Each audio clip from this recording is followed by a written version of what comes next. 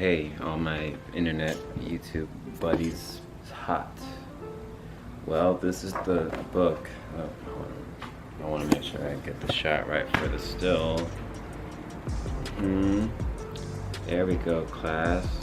This is essentially Luna Star Vanata's, that's how she says it, Vanata, her memoirs as a astral tour guide, general practice clairvoyance. She's dead. She died from COVID-19 in 2021 while she was helping people heal from COVID-19.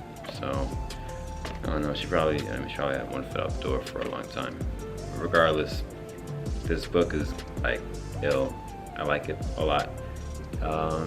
Ill, that's weird. Ill, sickness, dying. The book is ill. Well, maybe you'll catch the fever for astral travel when you read it. Because, I mean, that's kind of what it's for. This book is just like little vignettes of what's possible. Because you're a conscious human, you have the ability to exist solely as consciousness that is identified only as your consciousness and not as the body that you're born into, which we are also tightly bound to, it would seem. Not all of us, but most of us. So like a bunch of crazy stories from her life are in here, just like being able to contact people that she knew through life after their lives and have them manifest things in the physical realm. Having things manifest in the physical realm, period, like Cyber or something. Having sex in the astral plane, being able to meet demons if you are so fortunate. The whole point of the book is there's mad stuff in the astral plane that you could be doing should you ever take up the habit of leaving your body every now and again, consciously that is. I mean, there's no plot to speak of. The book itself kind of jumps time back and forth, so I'm gonna just point out the things in this book that jumped out at me as like, oh, this is kind of wild, you know, stuff that I remember. There's like mad little vignettes in the story. It's oh, I got a signed copy, by the way. Got at the library, signed copy. This world, man. Yeah, there's like what do we got? 23 chapters, each of them a couple pages long, and she's talking about just wild stuff, man. Well, let's get into it. Don't bother skipping. I'm not gonna spoil the book for you. I'm hoping to whet your appetite with this. So she like died in the 80s for a few minutes, and that's when it all kind of started. Like she was on an operating table or something, and she died, and she went up above her body and met God up there, you know, just a ball of light. And she went into the ball of light, and she was one with God for a moment, or a long time. I forgot what. It seemed like a long time, but it was just 3 minutes. And then she had to come back down, and that was pretty much what turned her from being like an 80s girl into like a Sedona girl. So learning to do all kinds of crazy stuff, you know, naturally learning to do Reiki by like desperately wanting to heal her daughter's headaches. Things of that nature just came to her as she expressed herself more fully, yada yada. She met her, I don't know which husband it was, but she was married at the time, and so was he, and they met each other, Michael Vanata, who was doing a remote, the book is dedicated to Michael Vanata. The both of them also worked together with a military program. They would send them, you know, just coordinates, numbers, right? And they would remote view the number, you know, whatever it showed, and they would give this number to multiple people with this ability practiced well. Because there is a failure rate. It's kind of like 5 blind people touching an elephant sometimes. When she met her husband, they both had like this flashback of all the lifetimes, or not all the lifetimes, but some of the lifetimes they had shared, being husband, wife, sister, brother, mother, father, yada yada, you know how lifetimes go. And so that's a heck of an introduction. And then they had an extramarital affair that was solely in the astral realm. Like both of them were like, where she was like in a place, and then she suddenly felt his presence, and they were one for a minute, and it was really good, but like, yo, what's happening right here?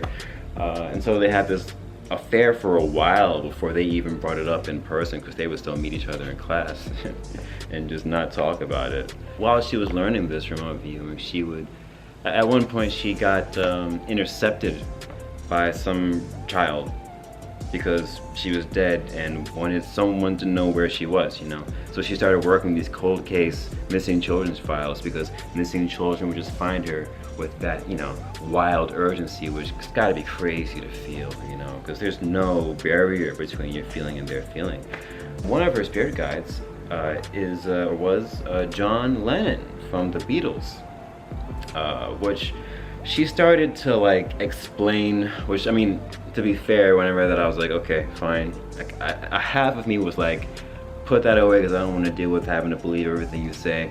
And the other half was like, crazier things have happened, you know. But she could have said that her spirit guide was Muammar Gaddafi and not to have the same reaction. Like, all right, fine, I bet, you know, I bet. So the other thing, which was of like important for me when I kept reading it, it just kind of started clicking in my head, that when the two of them would do their astral healing sessions, people would have mental, physical, spiritual diseases that they would go into the astral realm and heal.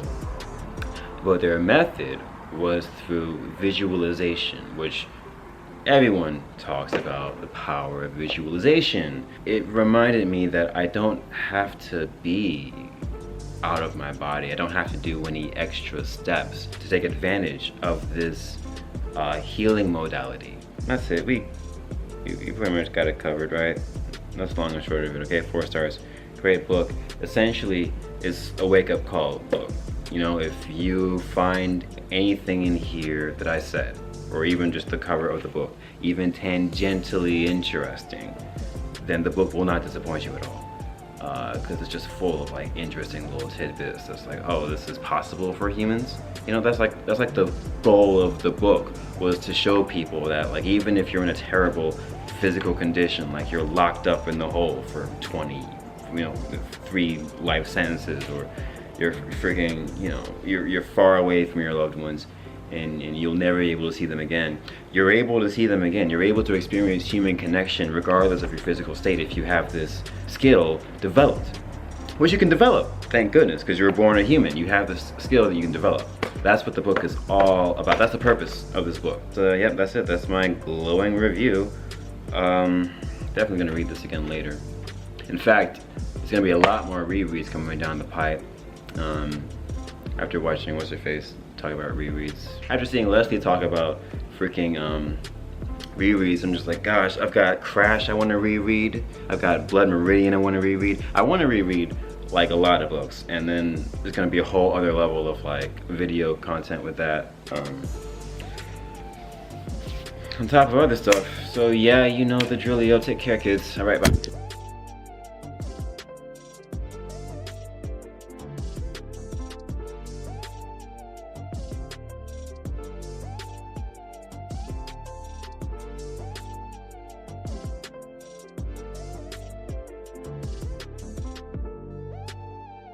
You know what the most dangerous thing in America is, right?